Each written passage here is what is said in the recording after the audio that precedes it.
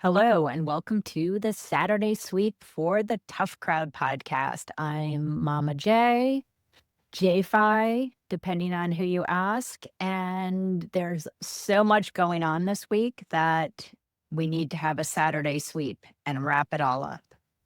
The first thing that happened to me today is that I have been hired back by Whole Foods. So you'll be relieved to know I've been rehired at Whole Foods. If any of you remember, I was fired from the Whole Foods self-checkout area due to the Great Zucchini incident, and I have been hired back. In fact, they now have multiple lanes for self-checkout versus only 2 lanes for somebody working there and actually checking out your groceries for the gazillion dollars you're spending. So I was fired from self-checkout. Apparently, I'm still rehired and can do self-checkout, but I've also got a part-time job in the bakery. I was purchasing a sourdough loaf for $5.49, wanted it sliced, and I was directed to the self bread slicer. I'm not sure who thought this was a great idea, but you have a device that has a door, you put the bread in there, and then you shut the door and it slices it. But there's different parts in there that seem quite sharp. I'm not sure that they really want people sticking their hands in there. I know there's different guards, but the biggest problem I have with it is that I'm paying $5.49 and they're not slicing it. And when I pay $3.99 at Publix, they're slicing it for me. But also, once it's sliced, you have to precariously balance it like the Leaning Tower of Pisa, to put back in the bag because you have to take it out of the bag it's in, dump it in there, it's like a bread drawer, shut, you can hear it slice, it's done. Then you have to precariously balance it to get it back in the bag, tie it up again, and then go check yourself out. So basically, I have 2 part-time jobs at Whole Foods, so everybody will be relieved about that. The second thing this morning was what happened at the gym today. There's always something interesting happening there. There are a lot of couples that work out there together, which great. That's nice. It's a great thing to do together and both getting healthy. There's a ton of super fit people that look like they could be bodybuilders or just have maybe worked out hard for a long time and are in super shape. And a lot of the women are very attractive. They wear makeup. They really wear cute outfits. And this one couple I was noticing, they were quite tall, quite fit. And she was getting onto her machine. He adjusted it for her. And I thought, oh, that's so nice. Look at him adjusting the weight for her, adjusting the seat, and getting her situated. As she goes to sit down, he winds up his arm and slaps her on the butt and laughs the heartiest, creepiest laugh I've ever seen. And I thought, if I were she, that would be the last time you ever did that. You might lose a hand. I don't know why that enrages me, but that is one thing that does not go well with me. So she did not seem to like it, but she seemed like she didn't get mad either. She just went about her business, but he thought it was extremely funny and actually looked around to see who was watching. So that sort of irritated me. It didn't seem like it was a show of affection between them. It seemed like something that he did to say, hey, she's mine, guys. I don't know. So I found that very off-putting this morning. Otherwise, had a good morning at the gym and a long week at the gym. And everybody knows about my horrible dance class situation, which did not go well. It was not fun, and I'm not going back. And I realized the same guy teaches Zumba there. And so basically, he's ripping off the studio or the fitness place because he teaches Zumba, but then he teaches this dance jam class, which is advertised as a totally different type of class, but he's doing the same class. It's a Zumba class. So just so you know, over there at the fitness center, I'm not going to use any names, but I think he's running a little bit of a scam, and I may ask to invent a new class. We shall see. The biggest news all over the internet in social media Obviously, there's lots of stuff going on in the world, but in the fluff on on social media is Taylor Frankie Paul, who was supposed to be the Bachelorette. The premiere was Sunday. She had, back in February, been accused of assaulting her baby daddy, the boyfriend that is the father of her third child. She has 2 children with her ex-husband, then a third child with this guy, Dakota. So it came out that she was charged with assaulting him at the end of February, and ABC was all upset about it. How are we going to handle it? The media was all over her. And she said, he always ruins things for me. And that was not on tape. Supposedly, we haven't seen a tape of it, but everybody didn't really know what the story is. And it sounds like they both have a lot of detractors. Fast forward, she had been accused of assaulting him back in 2023. ABC knew this when they hired her. TMZ got the tape of the assault that he filmed apparently on his phone from 2023, and it's horrific. One of her children is in there. She's throwing metal bar stools and almost hits one of her children. The child, you can hear crying.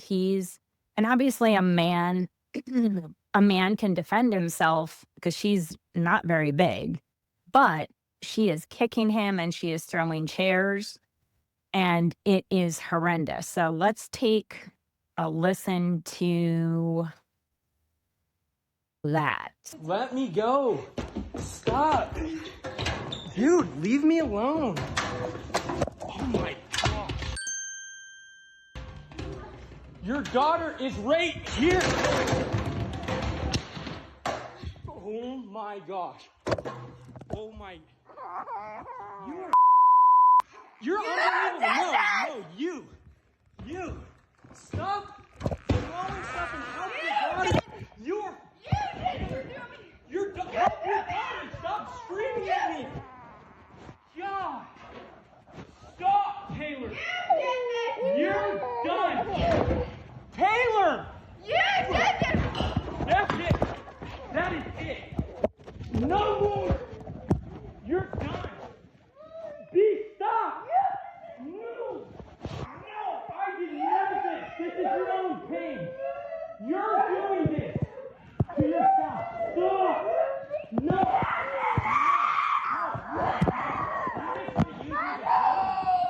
I'm done taking the blame for you. Your daughter. You're screaming.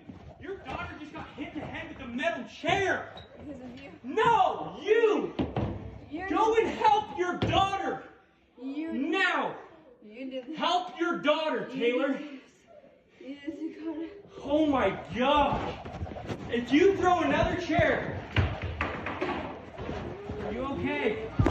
So, just a little bit of context here. That voice you heard, the third person at the end, was a police officer who knocked on the door. A neighbor had called in a complaint about the noise, and the officer arrived there. They're still fighting as they're opening the door. You also heard her daughter, who was at the time, I believe, 6 years old, and you could hear her crying after she was hit, yelling, "Mommy." So for people who are watching on YouTube, she's slapping him. He's wrestling with her. He's obviously could take her down, but is yelling at her. And then she proceeds to kick him and then takes a metal stool and throws it at him and right over the head of her daughter. You can hear the children crying. She throws several of these metal bar stools. So it's absolutely horrific. So after that was released, TMZ released that Dakota also pressed charges based on the most recent attack where she supposedly tried to strangle him. And then there were allegations she tried to hurt her child, the child she has with him. So there's all kinds of court cases being started against her. Meanwhile, ABC has decided to cancel The Bachelorette. So I don't really feel sorry for them because they knew her history, this 2023 incident. Maybe they didn't see the video of it, but they knew about it and they potentially could have seen the video and thought, okay, nobody else has seen it. So we're going to continue with her as the Bachelorette. She'll get a lot of ratings because of her popularity from Secret Lives of Mormon Wives, which I have no interest in. And she was unappealing before. She's especially unappealing now because anybody who puts their child in terror is a horrible human being, in my opinion. Whether she is defending herself or not defending herself, whether he's abused her before, a lot of people are calling it that she's a reactive abuser because she's been abused. I don't doubt that both of them are not upstanding citizens, but I do have a problem with her not taking accountability for her actions. So in her statement that she came out with, today, which I think was insufficient and is not going to serve her well, that Taylor is very grateful for ABC's support as she prioritizes her family's safety and security. Interesting. After years of silently suffering extensive mental and physical abuse, as well as threats of retaliation, Taylor is finally gaining the strength to face her accuser and taking steps to ensure that she and her children are protected from any further harm. There are too many women who are suffering in silence as they survive aggressive, jealous ex-partners who refuse to let them move on with their lives. Taylor has remained silent out of fear of further abuse, retaliation, and public shaming. She is currently exploring all of her options, seeking support, and preparing to own and share her story. So that does not address the fact that she was the aggressor, clearly, in that incident, whatever he did before, and that her children were involved. And so she really needed to take some accountability. I know there are a lot of people on social media now who are saying, what about the football players who have been accused of abusing their girlfriends, wives, significant others, and haven't been taken out of the game? Both things can be true, and maybe they should be taken out of the game. But just because of another circumstance doesn't make hers better. And I think it's despicable what's come out. And he may be despicable too, but she has some answering to do as a mother. I think it's unacceptable. And if he's doing that abuse and she's staying there, I understand some women can't get out of it, but she has the means to get out of it. She has an ex-husband who was supporting her and a career with some money coming in. She could get out of it. So that's just where I'm at with her. And I don't really feel sorry for ABC. They're losing, I don't know, millions of dollars because they had product placements on The Bachelor. They had paid the different people who were on The Bachelor production costs. And now they're supposedly potentially facing a lawsuit from the gentlemen that were on there because they feel hoodwinked that ABC knew that she had these issues and they put her on there and them with her, potentially putting them in danger, obviously. And then also knowing that she had all these shenanigans going on with this guy, Dakota, even sleeping with him supposedly the night before she left for the Bachelorette filming. So we shall see. I suspect, my guess is that they're going to come out with The Bachelor. They're still going to do it at some point. They're just waiting for the pitchforks to be put away for a little bit before they do that. So that's just my opinion on it. And again, both things can be true. There can be bad actors everywhere, but she's definitely one of the bad actors. I think she's making a mistake, and her PR people are not doing her any favors by allowing her to release that message. The next thing that has been all over the news this week is UFOs. So we talked about the missing general. He is still missing, General Neil McCasland, who was in charge of the UFO or UAP that they call it in government circles. President Donald Trump had announced that they will release government records about unidentified anomalous phenomena, UAP. So what normal people called UFOs. He announced that several weeks ago. Then General McCasland went missing. he's still missing. And he was the one that a lot of people are saying has the most knowledge about this. It just seemed very odd, as well as a woman that worked with him that went missing 7 months ago, also hiking. She has not been heard from. And it's not clear what her role was in the UAP department, I guess we'll say, which also was in charge of extraterrestrial beings. So it's been reported that the White House is going to release some information, and they started 2 new websites, alien.gov and aliens.gov. They registered them as 2 governmental domains this week. There's nothing on there yet, but there have been some photos released that were in the government records that go back up to almost 100 years ago. Joe Rogan had an ex government official on his show and was talking about what's been released and what the purpose of all these projects that the government has, whether it's found these UAPs and is storing them somewhere, what's the purpose of it.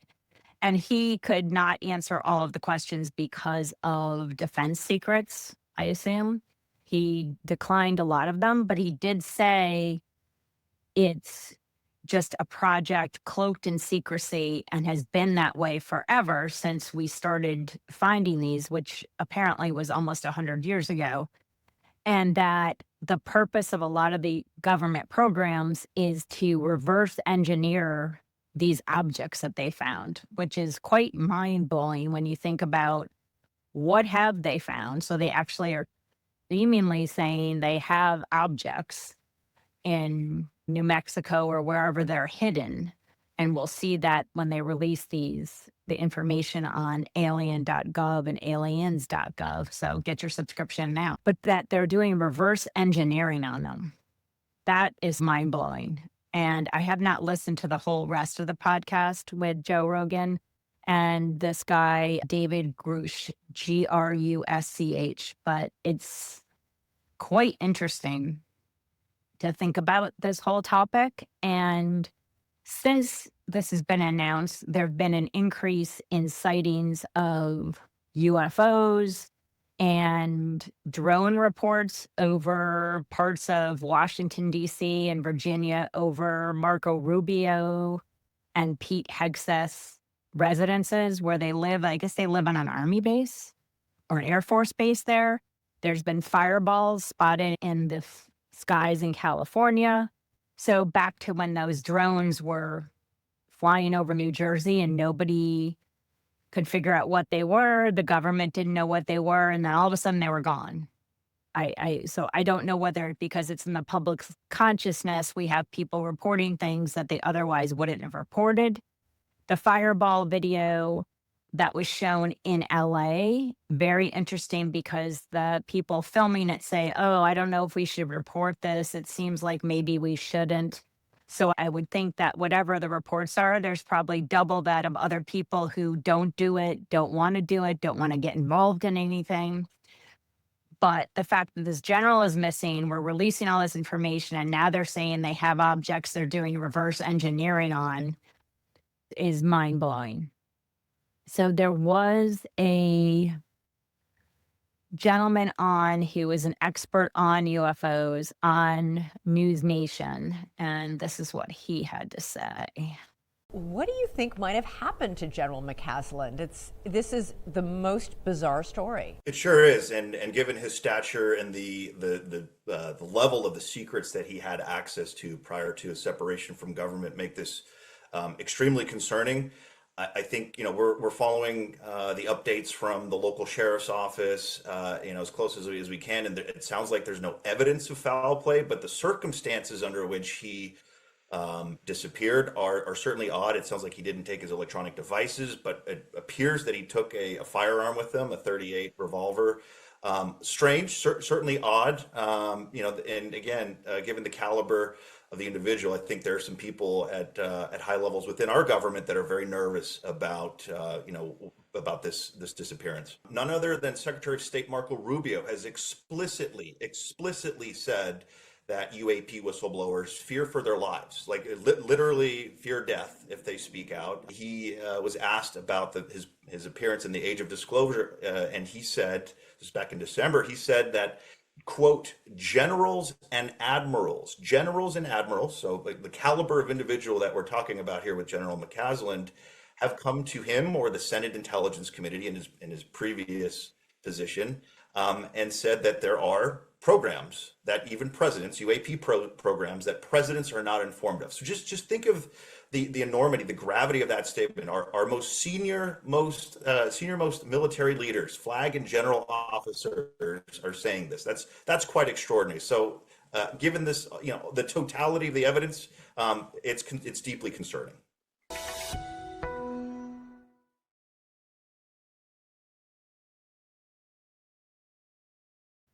So there you have it from an expert that's saying even the highest levels of government didn't know about a lot of this, which I don't know if I believe that. How do you know they didn't know?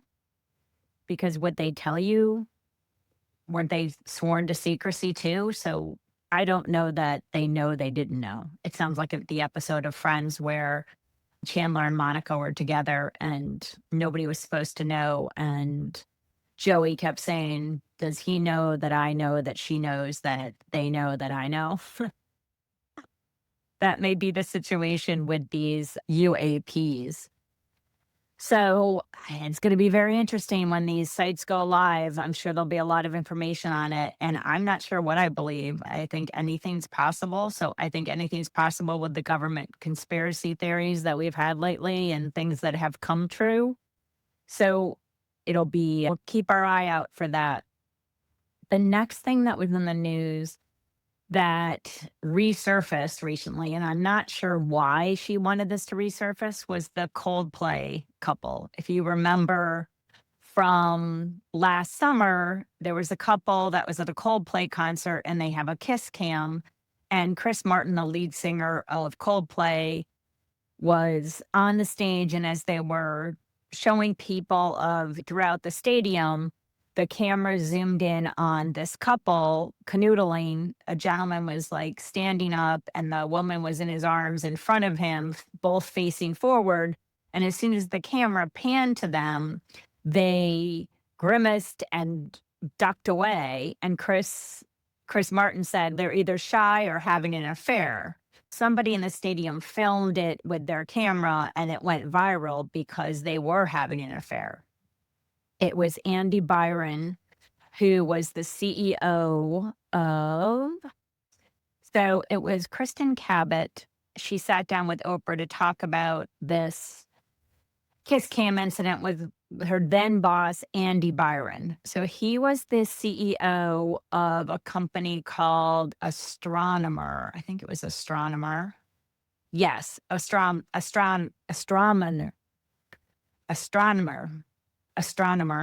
the tech company, and she was the head of HR. He was in the middle of supposedly a separation. She was in a separation, and she has since filed for divorce. And so he was in a separation. She was not. They were both separated from their spouses. They had been supposedly interested in each other. And this is the first time that anything had happened, which I don't think I necessarily believe that. So the first time it happened, you happen to be caught on camera and it goes viral. I don't know if I believe that. So now she's saying basically she was vilified versus him, which I think they were both vilified. He had to resign from his company. She had to resign or was fired. And to be in an HR position where you know what the rules are, it seems crazy to me that you're going to put that on the line and then go to a concert where apparently her husband was at the concert somewhere, but did not see this at the time. So here's what she had to say on Oprah. Let's go to the moment we've all seen. So you're swaying. I don't even remember the song. Do you? Yes. What was the song? Yellow. Okay. You're, look, that's Gail's. Love yellow. I used to love Yellow, Gail. Yeah. Yellow. So you're swaying to the song, and then you suddenly see yourself on the Jumbotron. You turned around. Mm-hmm. He ducked. Okay, so you see yourself. Take us to that moment. Yeah. That was a moment of total horror, is really the best way I can describe it. My immediate thought was, oh my God, my husband's in the building. He was there with someone else, and I knew that, and that was great and fine. But he and I were in the midst of our separation, incredibly amicable. Like, to this day, he's been one of the biggest supporters of me through all of this. Yeah. He's an incredible man. Mm-hmm. And the last thing I wanted to do was embarrass him. And that was my first thought when I saw myself in that. So there you have it with that part of it. And then Oprah has a small audience. I didn't realize she had this kind of show on YouTube, or I'm not sure where it's broadcast. But it's typical old school Oprah. They're sitting in around with people, but the audience, frankly, looks like all the people that you see in the stock photographs and photo frames. They all look like they were taken from a list of demographics, and they don't look like a real crowd that showed up for it. They almost look like they were hired or already worked for Oprah and were in the audience. That's just my opinion. That was just my take on it, because all of their reactions to what Oprah was saying, or what Liz Cabot, I think it's Liz Cabot, isn't it? Kristen Cabot. What Kristen Cabot was saying seemed canned, like they were planned and they just agreed with everything. Which, if you remember old school Oprah and a lot of those shows, you'd have people booing sometimes or not clapping for certain things because they didn't agree with the person being interviewed or had disdain for what they were saying. So I feel like that it's just an odd situation. I don't know that she deserved, obviously, the scorn. She supposedly was getting death threats, which is incredibly crazy. And you haven't heard from him, but he also just faded into the woodwork and didn't come back out and isn't doing a press tour, which I think is, she's just reactivating what all of the thirst for everybody taking joy in somebody else's misfortune. It's not that everybody, I think, thinks themselves like completely pure, but the fact that I think it was amusing to people until they realized the effect it was having on her and her kids. And her kids were scared because they had people threatening their lives, which is insane, because why would it be any business of yours what they're doing such that you would threaten somebody's life? So she's on this press tour and she's talked to Oprah. So I'm not sure what my opinion is, but I think it would be better left unsaid, because I don't know what's going to come of it at this point. So she's also picking on, or not picking on, but she's also talking about Gwyneth Paltrow and Gwyneth Paltrow's role in playing in a Super Bowl commercial at her expense. Gwyneth Paltrow told Oprah, and Oprah was allowed to say this on the interview, that Gwyneth Paltrow thought that Kristen Cabot and Andy Byron, the two people at issue, had approved the ad, and otherwise she wouldn't have done it. Ryan Reynolds produced it for his phone company, which I'm not even going to get into the Ryan Reynolds, Blake Lively, Justin Baldoni thing. We have fights about that in our house all the time. So I'm not even going to go there right now until the trial starts. But it's very interesting that he was the one that did it. He's got a reputation for sometimes being a mean kid. So I'm not sure what he told her, but it was off brand for Gwyneth Paltrow to be a mean girl, because I don't think that's part of her brand or what she promotes her wellness company and her Goop brand and all the things she does. I think she's trying to promote women. So I don't doubt that maybe she didn't know what was going on. So here's what she had to say. Other women are the only ones who dare to come up to your face and say horrible things. That's right. Yeah. That's right. That was for me, I think, other than obviously my concern for what my kids experienced, that was to me the most upsetting piece of all of this was I had no idea how unwell we are as a gender still.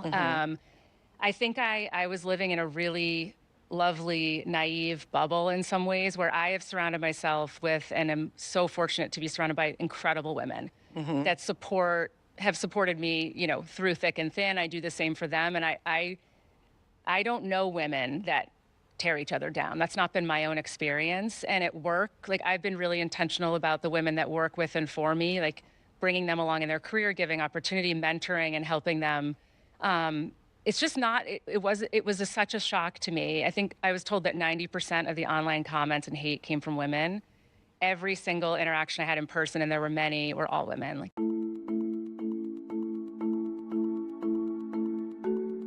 I do feel bad for her because people took so much glee in their pain, and to think that they had death threats is very disconcerting. Her poor family, regardless of what choices she made, she just normally in normal circumstances that would have gone unseen, and I'm sure her husband and his wife would have found out eventually, but not in that manner.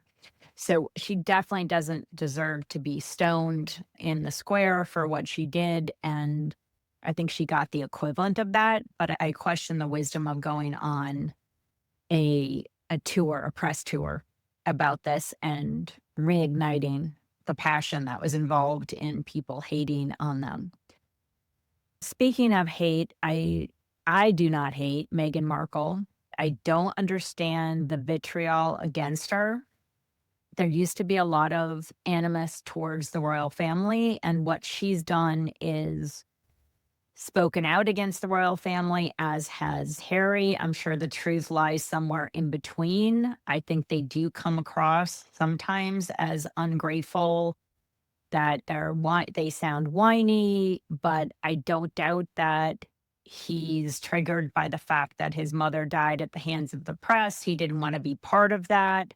He feels like his new wife was picked on by the royal family, and maybe she is difficult. But I think a lot of people in those roles can be difficult. I don't know if I would like her if I knew her. I had no idea, but I find it interesting that people love other people and don't really know them. And I'm not sure what the difference is in what she's done. She's trying to build some brands. She made this Netflix deal with Harry, which has just been canceled. Netflix has had enough of her, supposedly. The CEO stopped following her on Instagram. Oh my God, the CEO of Netflix isn't following her anymore. But the fact that somebody figured that out is impressive in its own. And supposedly they're considering legal action. The other scuttlebutt that's dropped out is Variety had a report on everything that's gone wrong with her brand as ever and the Netflix deal, and that Netflix is stuck with millions of dollars worth of her products, which were jams and flower decorations for food and some other odd things. Yeah, so maybe she didn't make the best choices in what she was selling, but I just don't understand the hate. There's so much hate, even amongst the mainstream press, of her. And these are people that ostensibly have not had personal run-ins with her.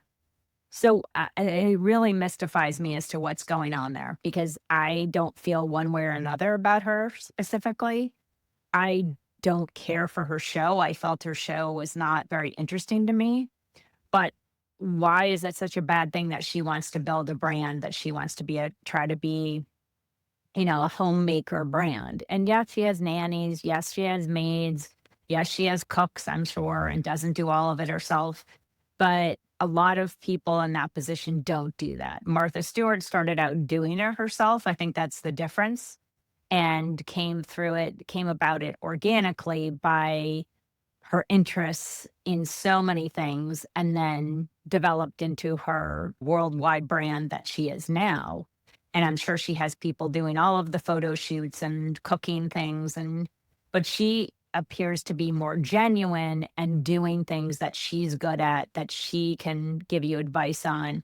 Whereas Meghan Markle's trying to assume that persona without any sincere ability to do these things. And maybe that's where the anger comes from, but there's the satirical portrayals of her online making fun of her. I don't get it. The extreme hate. And then the glee people are feeling with the fact that their Netflix deal got canceled. It seemed like a ton of money, and that supposedly Netflix was canceling it because they kept trying to recycle, we're the poor royals that got kicked out of Buckingham Palace and they're being mean to us. And they kept trying to recycle that story over and over versus coming up with something new.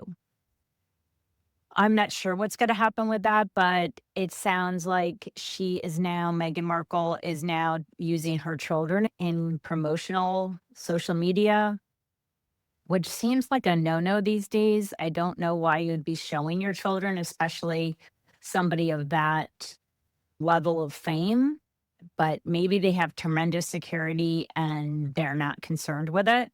I would be very concerned with it, and I think I always would have been concerned with it, but more so now in light of the Nancy Guthrie debacle, because it makes you realize how vulnerable you can be if you're bringing fame to any part of your family members. Are you causing somebody to be attached, to be interested, to know what your child looks like? I think that's a mistake, but that's obviously her choice to make. There's lots of parents that make that choice. So it'll be interesting as the fallout continues from this story.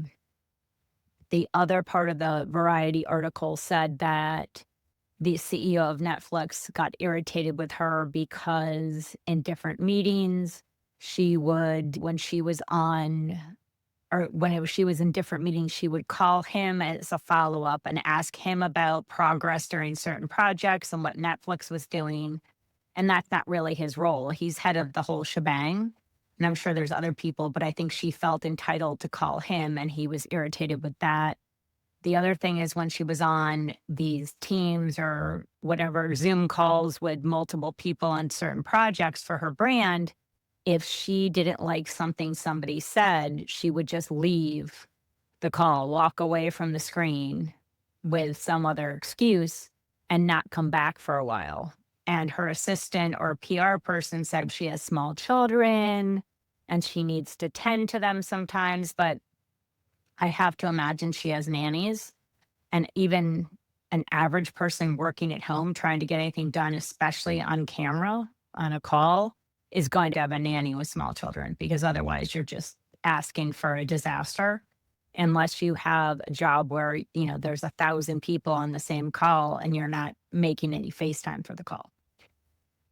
So that's where that stands. But again, I don't love her. I don't hate her, but I am just curious about where the hate comes from based on what she's done or not done. And yes, she could have acted like a prima donna somewhere, but there's a lot of actresses and actors that act like prima donnas at different places for their picture taken or want their picture taken. I think we just don't see it as clearly. Maybe they're better at hiding it than she is.